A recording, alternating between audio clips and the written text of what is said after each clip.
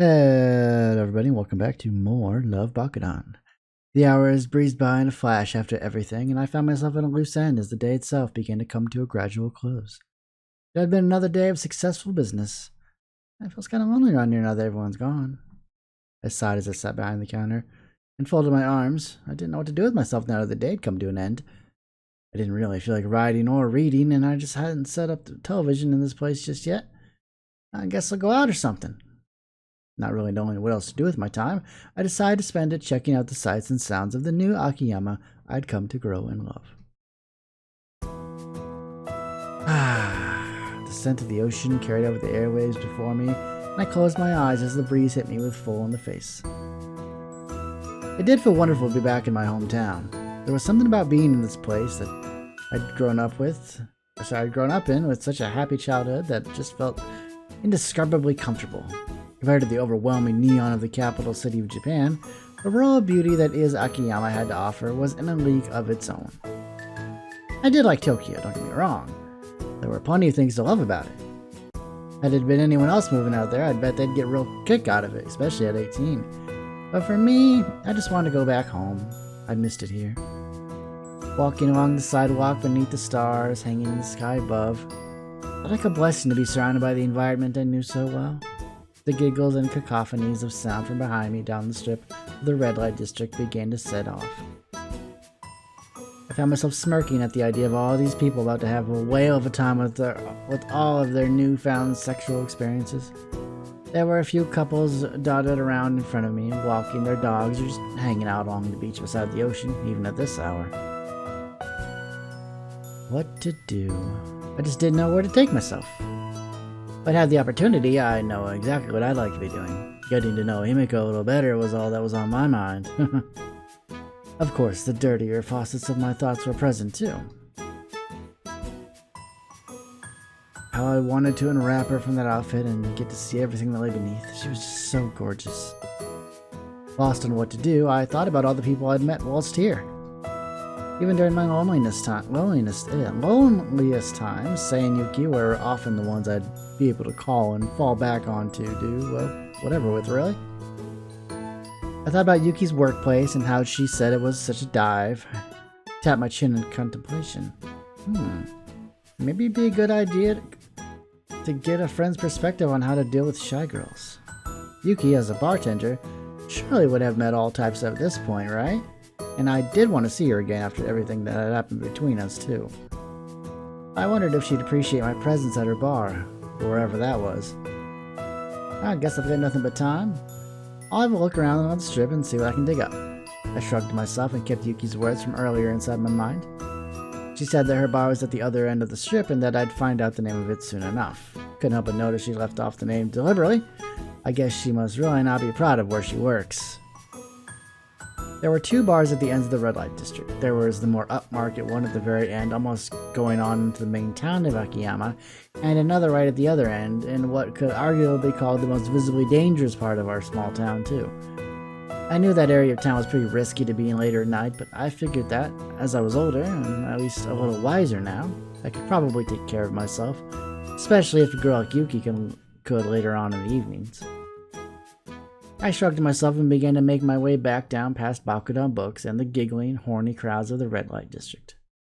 Time to pay Yuki a little visit with thoughts of Himiko on my mind. My feet carried me toward the darker end of the district with ease as the sun began to set, and I slipped my hands into my pockets. A shy girl as my soulmate, huh? The thought just kept circling my mind. She had quite the hold on me already. I began to approach the darker, less populated area of the district and found that already there were plenty of unsavory characters lingering around. Nobody looked at me, thankfully, but it was very clear that this was mobster territory, or at the very least some kind of gang of some sort. There were still some normal-looking people dotted around, ogling the services that these less palatable places had to offer. But for the most part, it was just me and the mobsters mutually ignoring each other. I laughed to myself as I imagined just what a so-called massage parlor was doing down this end of town. Massages indeed. Eventually, my eyes met with the glowing, slightly neon sign of a bar that caught my eye, and I figured out that this must have been where Yuki worked. It says bar, She already told us the name of it. Amazing. The Tiger's Den, huh? I raised an eyebrow at the state of this place. On any other day, it looked as though it probably would have been quite upmarket. The sign was classy, the windows and doors looked very private. There were black shutters on both. It was very obvious that this was going to be a place with a very unique kind of ambience behind its closed door off entrances. But the windows was smashed in and taped up haphazardly with what looked like duct tape. I thought back to the paper I'd been glancing over earlier. Maybe this was the bar that had been broken into. Was it even open? The sign said it was. I guess I'll check it out. Opening the door before me with a slight squeak of the hinges, I stepped inside and was immediately greeted with the fragrant scents of tobacco and alcohol. I wrinkled my nose. Wow, this place is both a dive and a palace all at once. I looked around at the atmosphere surrounding me and found my glance meet with a girl I knew very well. I smiled as she didn't look up from cleaning the glasses behind the counter, and morosely spoke to the mysterious stranger that had just entered. Welcome. Fancy seeing you here, pretty lady. Ah. Snapping her up immediately, a mixture of delight and terror appeared across her face. Haruka, what are you doing here? Oh, I want to talk to you. Is that alright? No, it's all left. Rushing out from behind the counter, Yuki waved her hand at me urgently. No, you should leave right away. You can't be here. Why? Can a girl get a drink? I didn't tell you the name of this place for a reason, you know. Yuki, what? Go to a different bar, trust me. Oh, it's Teru! Oh my god. Is there a problem, sweetheart? As though she had been keeping an ear out all this time, the reappearance of Teru Tokugawa surprised me. Oh, I should have put one and one together, you know. That was when I realized why Yuki hadn't been kind about her boss when we talked. Oh, so this was Yuki's boss. Suddenly all of Yuki's disdain for her made so much sense. Emerging from around the corner of a back room, Teru wrung her hands together once and slipped them in her pockets. Her eyes were sharp as daggers. I knew she must never miss a trick that goes on in front of her. She was definitely someone I didn't want to cross, that much was for sure. I wasn't surprised to find out that she was as much of a dangerous sleaze as she looked. Well, how's the erotica business treating you, Haruka?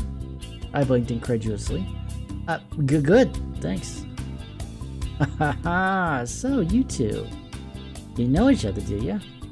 Well, Yuki shook her head very subtly, looking at me with a very noticeable disapproval of the situation in her eyes.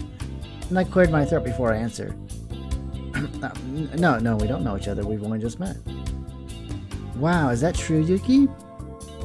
Yes. Really? That's so strange. When I was talking to Sei just a couple days ago, she said you all went to school together. You know Sei? Of course she'd run her mouth. I'm just messing with you. I don't actually know Saito. I just know of her. Huh? But thanks for confirming that. I blinked, unsure of just how to deal with being so thoroughly flipped over like that. And Yuki looked like she could wring Teru's neck. You... Oh, by the way, Yuki, I couldn't help but notice on your insisting that Haruka went somewhere else. That's a bit rude. We never turn away guests. Oh, no, Teru. I know she's a mobster and all, but Yuki, when she's angry, oh my god, you do not want to see it. From the look on Teru's face, she realized it too. I bashfully tried to defuse the situation, but... Well, as both of them totally began to disregard me, I watched Yuki taking a step towards Teru, and I think I speak for both of us when I say we were quaking in our boots. Yuki was definitely fuming mad, and I gulped. If there was one person scarier than Teru when they were mad, it was definitely Yuki Miyagi. You want to know what I think is a bit rude? On second thought, please do as you want, Haruka. I'd rather not get an earful from my workday wife. Workday wife? Oh my god, Teru. Please, you are going to die. I'm going to witness a murder here tonight. Workday wife? Workday wife? You come here. Well, I gotta run. As she hurriedly walked off, Teru brushed deliberately past Yuki's ass as she laughed, and I let out an audible gasp. A sexual harassment, no, you could sue for that. Oh, when I see her again, I'm gonna kill her. Slowly. Not too fast. Fast death is no good.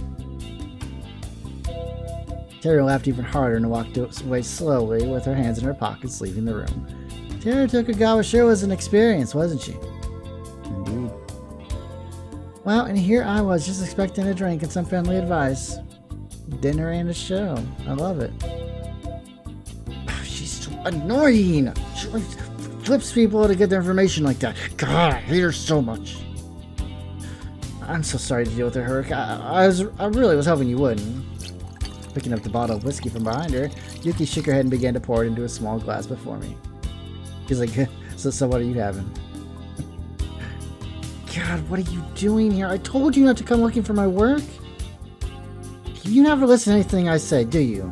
It's just like you, you know. God, why do I even bother with you sometimes? I'm sorry. Jeez, I just wanted to talk to you about something. I didn't know it'd be such a big deal. Trust me, everything's a big damn deal here. I took the glass in hand and closed my eyes as I took a sip of the alcohol. As I listened, I could have sworn I heard some kind of bass pumping music from somewhere inside. What's going on out back? That's usually the music they play when the Tokugawa gang are practicing their fitness. Is a gang here? Glorified yoga, I always call it. Tara always looks less than thrilled about it when I do. You know, of all things to happen tonight. Yuki giggled and the two of us began to feel a little more comfortable now. It was so nice to see her again. What's going on, Haruka? It's not like you to actively seek out my workplaces. Hey, I just want to talk to one of my best friends. Is that so wrong? Is it? Yuki looked touched by that, even if she was hesitant about me being here. I'm lucky you're so charming. I suppose that's as good of a reason as any. Aw, shucks. You're so silly. Why did you come all the way to this place? Didn't you see the glaring warning sign of a smashed window outside? You should have just called me tomorrow or something. Hey, I wanted to see you. I gotta make sure you're okay. Besides, I did see the window. Masking tape? Tara's a mobster, not a handy woman, I guess. Got that right. What the hell happened there? We got broken into a couple nights ago, I think. Tara wanted to give us all some time off, but I guess money spoke louder than common sense to her, as it so often does. I think I've had more than a few bosses who had a similar mindset in my day. Just make sure you're careful then, won't you? Don't worry. I can take care of myself. It's nice to see you, though, even if it is in a place like this. It's nice to see you too, Yuki. I'm glad I can just swing by and hang out with you whenever nowadays. Me too. Yuki leant against the counter as I took another sip of my drink, and I clasped my hands together on the countertop as I smiled to myself. Like such a dork. But let's be honest, I'm a dork. I want to get your opinion on something. What's on your mind? Not like you to usually be so smitten. Aw man, I'm that transparent, huh? Like a ghost. I guess you were bound to catch me out sooner or later. Yuki blinked, looking a little shocked at me for some reason, and I could tell she was hanging on my every word. Haruka? See, because there's this girl I met recently, and you know, I think I really like her. Yuki paused, and for some reason, it seemed a little deflated as I went on. Oh, go on. She's pretty shy, though. Extra shy, as a matter of fact. In fact, I don't know if she even talks. You had tons of friends at school that were cute girls, so I thought you were the best person to ask. You think so? Sure, you're only as good as the company you keep, right? Oh god. I'd say you fit right in. Stop polishing that silver tongue and tell me what you want to know. Alright. I was just wondering if you knew how to get a little close to people that are shyer than others. A shy girl, Who is she? Her name's Himiko. I met her at the store. Himiko? That's a pretty name. I know, right? That's what I thought. She's a pretty girl, too. Very pretty. Super pretty. Like, really, really, really pretty. Not as pretty as you, of course. She must be to capture your attention so thoroughly. A shy girl, too. Yuki tapped her chin, standing up straight from her more relaxed position against the counter, and picked up another glass to clean with her cloth. Well, I think the advice I'd give on something like this is to just be genuine. I know it's such a cliche thing to say, but yeah, it's true. Authenticity is the most attractive way to be. If you share some genuine interest with her, then that's great, but I don't know if you would with someone as introverted as she sounds. Oh, we already do. You do? Like what? Well, we're both creative in our own right. I think she likes to work on her own manga, but I've not heard it straight from her lips. I told her I was always interested in writing too, though, and she seemed to appreciate that about me. Wow. I feel like I've not heard you talk about writing in a long time. I mean, to be fair, it's been a long time since we talked, and also since I even wrote anything. It just kind of fell off with it, you know? Sometimes it does go that way, I suppose. Hobbies come and go, but friends last forever. That's also not true. When I started to talk to her about that kind of thing, she began to open up a little. Yuki sighed as she cleaned the glass in her hand and shook her head. Listen, Haruka. The shy girl, you just have to peel away the surface, little by little, like an onion. She's not an ogre, though. Sometimes we get people like that in here, not too often, but sometimes. I mean, I'm sure you can imagine the kinds of women Tyro keeps his company. They don't talk that much. Yeah, I can see her hanging out with a stoic crowd. Honestly. While they are stoic, they're kind of awkward. It's like they don't know how to talk to other women. It just kind of baffles me. Back in high school, we had that select few bad girls. And all those were womanizing creeps. Trust me, I remember your history. Anyway, whether I fell for it back then or not, it's like they grew up and somehow lost all their way with women. It's weird. Sometimes people don't know how to talk to others. Not in a bad way, it's just not in their wheelhouse.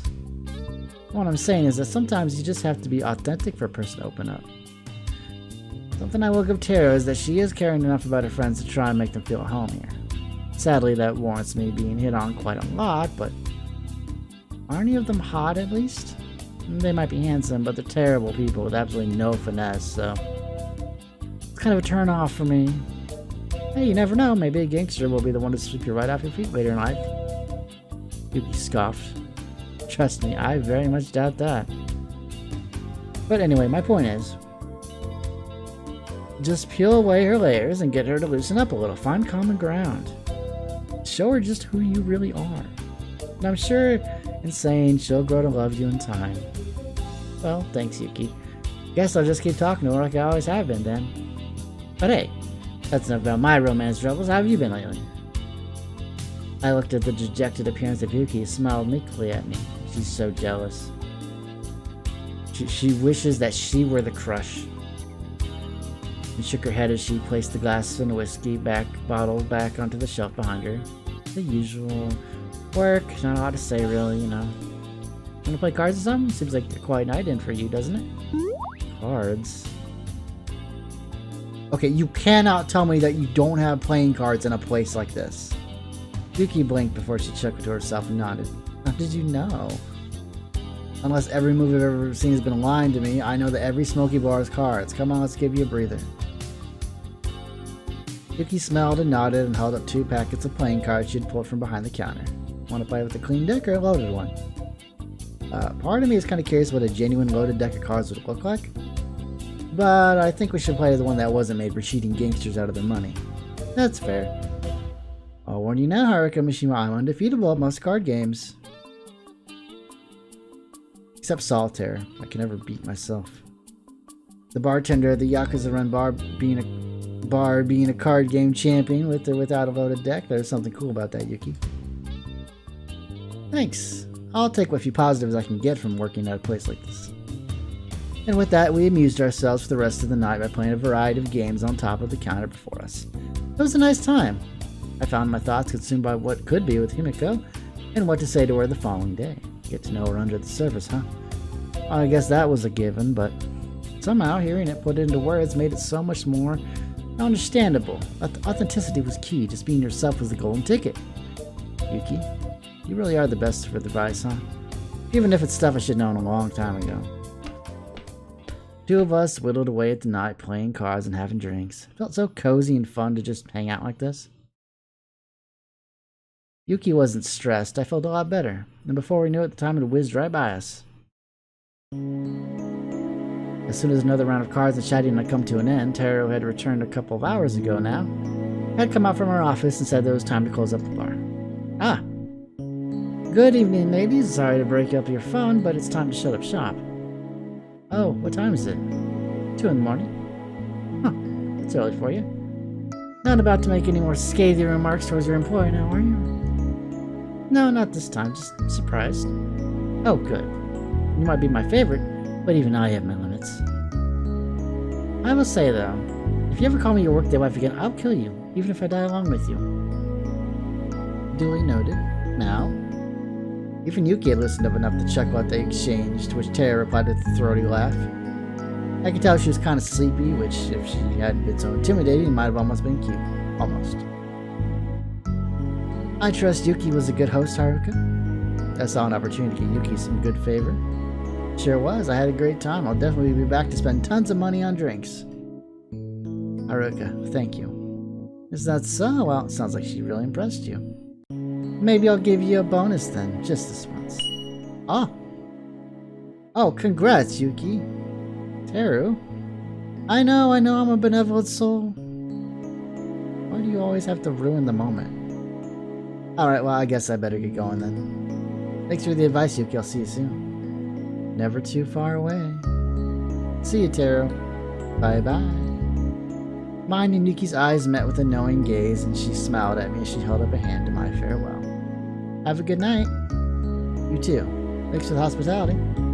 Don't mention it. Good luck with your prospective girlfriend. Couldn't help but feel like she mentioned that last part to prevent Teru from having me followed. The shift in atmosphere in the room was almost palpable, lessening from a nosy suspicion to an underlying mellowness. As I nodded and slipped on my jacket again, I made my way out of the tiger's den. Tomorrow was another day and another opportunity to get closer and closer to Himiko. Ah, what a beautiful night. I was remarkably glad that I'd actually taken the plunge into coming out for the evening. I felt that warm, comfortable buzz in my system sloshing around in my stomach. That pleasant afterglow of a good drink and a good time massaging my senses. The breeze outside was considerably colder now that the sun had fully set, given that we were so close to the ocean front. The sound of the giggles and other such noises from the red light district earlier had all but disappeared as well. Faintly, I could hear the same style of bass-pumping music coming from inside the various parlors and clubs that had been situated all along the strip. But there were almost no people to be seen on the concrete outside. It's so weird. It's like a different seedy beast past 12. You knew exactly what was going on inside those places, and yet it all seemed so quiet.